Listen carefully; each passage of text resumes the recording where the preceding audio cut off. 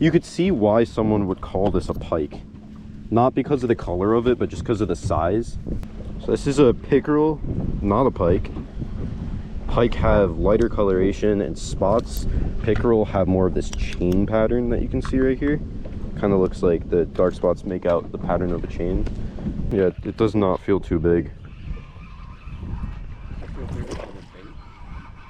Boat flip. Oh, that was perfect.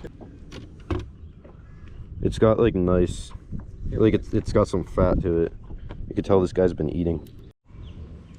So this time of year is a little bit tricky because you end up wanting to do kind of the same stuff that you're doing beginning in the early spring. A lot of that fishing right up on shallow shore beds, up in the vegetation, and just right up along the bank. And there's nothing saying that you can't do that in the heart of summer. Sometimes it's just a little bit tricky because the water temperature might actually be too high, or the sun exposure might just be a little bit too much for the fish.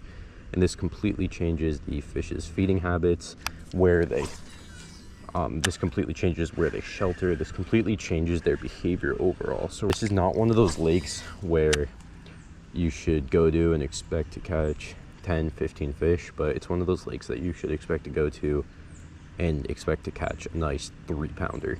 And to those of you who live down south, that might not sound like much, but if any of you are from Connecticut or really the Northeast, Massachusetts, New York, anywhere over here, you know that's pretty decent. So right now I'm actually flipping a little chatterbait.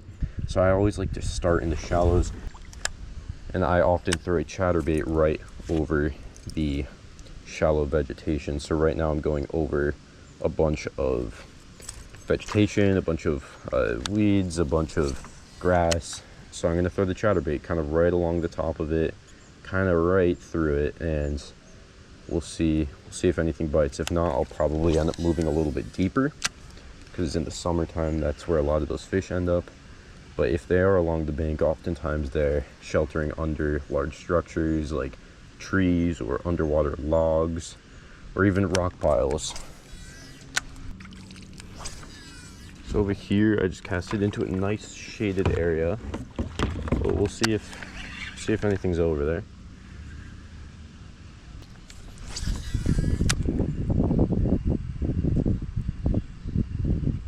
There we go, fish on. Got a good hook set, feels pretty big actually. Anything over 2 pounds I'll be happy with. This is definitely larger than that. So we're gonna get the net out that I really should have had more accessible. That's one really big piece of advice for all of you. Make sure your net's very easily accessible. You don't want to have a tough time bringing in a fish, especially on something like a kayak where it's just 30 times more difficult already.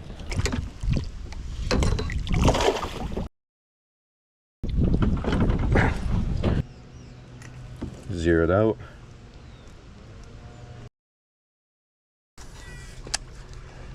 Actually, oh, we just got a we're on a fish, pretty good one. I don't know if you guys just saw that. It's actually taking line. I'm gonna loosen up the drag a little bit, because if it comes a little closer, it's going into structure. I don't want it to go there.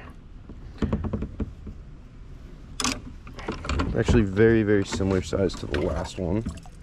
I'm just gonna bring it up. Yeah, a little smaller, but still a really, really good fish. I'm not gonna bother weighing it. It's a little bit smaller. It's not a bad fish, not by any means.